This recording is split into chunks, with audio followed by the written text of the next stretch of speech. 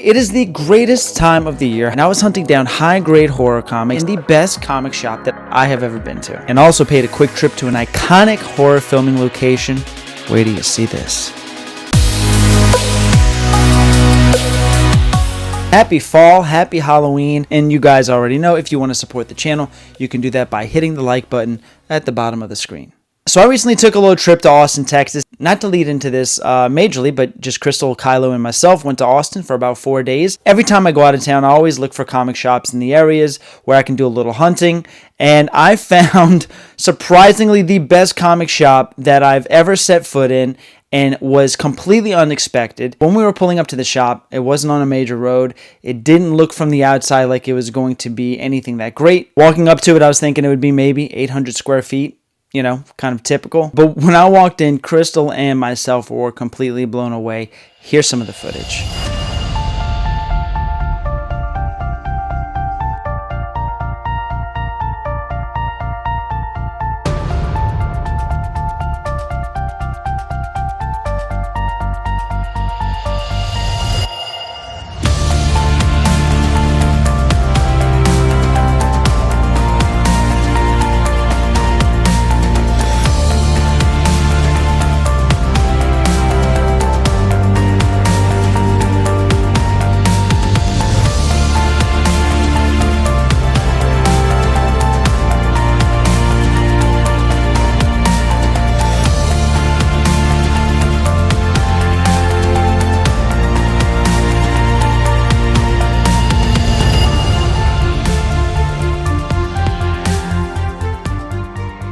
So as you can see, wall-to-wall stuff, the organization in this place was insane. The cleanliness, the variety, the amount of new comic books, the amount of old comic books. This time of the year, they had most of their horror books kind of displayed on the back or on the walls or above shelves, which was really cool and really made it easier for me to do some hunting in there. A couple of the quick things that we did in Austin, around this time of the year, you can actually see bats. So we went to one of the main bridges in downtown Austin. A little bit after sundown, thousands of bats emerged from underneath the bridge. And it was pretty wild. One thing I also love to do when we travel out of town is look up what movies were filmed in nearby locations. And when it comes to Texas, well, there's only one movie that comes to mind. The Texas Chainsaw Massacre. A horror movie monument that, you know, if you don't know the Texas, everybody knows this movie completely raised the bar for slasher films. So in the movie, all the kids traveling in an old beat up van, they stop at a gas station. And this spot in this movie was actually one of the first kind of foreshadowing, you know, teenagers getting their last stop warning before they go off to get completely massacred. This was one of the first kind of scenes to do this in, and this gas station in this movie is pretty iconic, and it's still standing. Great thing about the gas station is they have converted it to not only a barbecue place, but the inside of the gas station is wall-to-wall horror memorabilia. It's one of the most beautiful things I've ever seen, and my credit card was trembling.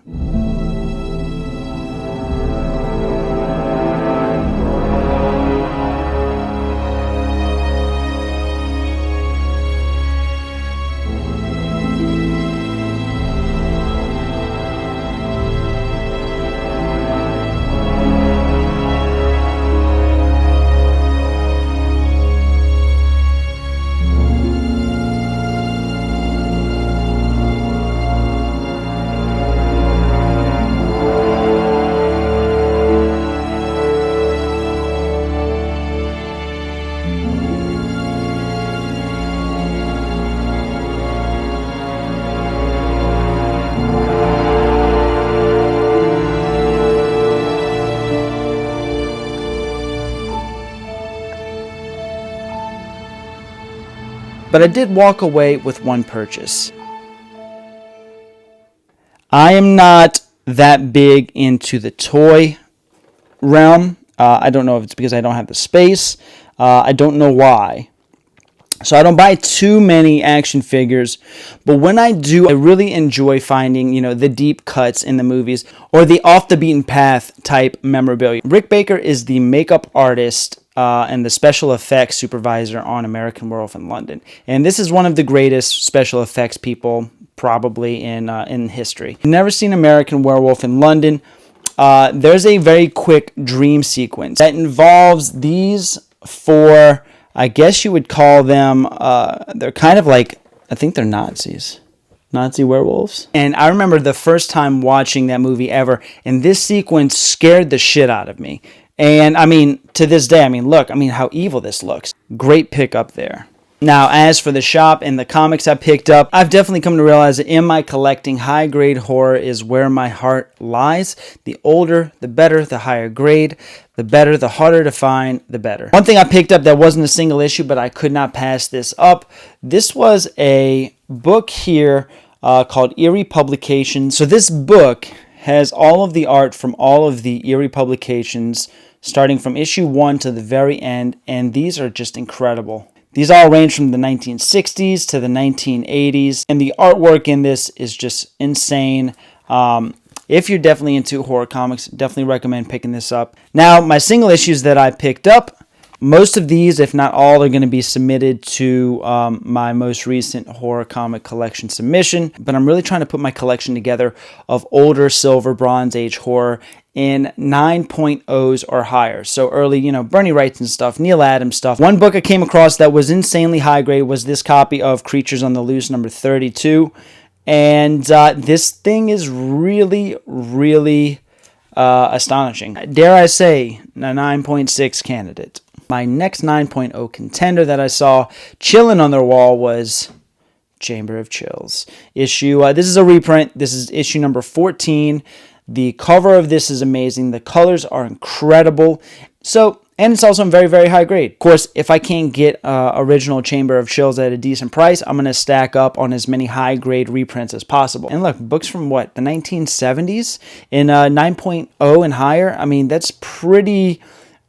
That's pretty hard to get. These books are now approaching 50 years old. Also, keep in mind, the more horror books that I find for the personal collection, the more I'm forced to sell the inventory that I currently have. So please check out the description links below on Instagram, eBay, where I sell comic books. Got a lot of books coming up for sale. Next up, we have Witching Hour, issue number 37. Gorgeous cover. Look how amazing this is.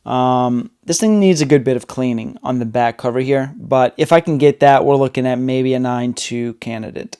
The final book that I got was one I've been wanting for a long time. It's not super spooky or Halloween, but it is a great Ghost Rider cover.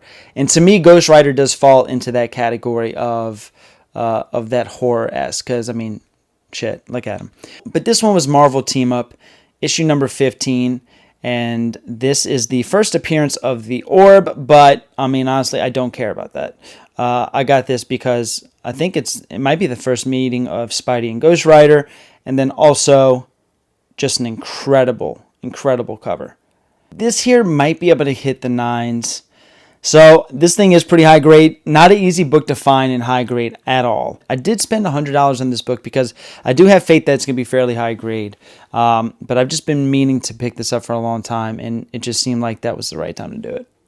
So there they are, the high grade horror pickups for this trip. Very happy with them. I think total spent was probably something like $275 for the action figure, the Eerie Publications book, and 4 high-grade horror books. Was this an incredible deal? Are these books a steal? No, absolutely not. I think they're priced well, and then if the grades can be what I'm hoping that they can be, at that point I think maybe you can say I got these for an incredible deal. But until they hit the predicted grades, it's just a nice buy, and it's what I enjoy. Leave a comment below what your favorite horror comic book in your collection is. I always appreciate your support. Hit the like button on your way out if the video deserves it, and we'll see you on the next page.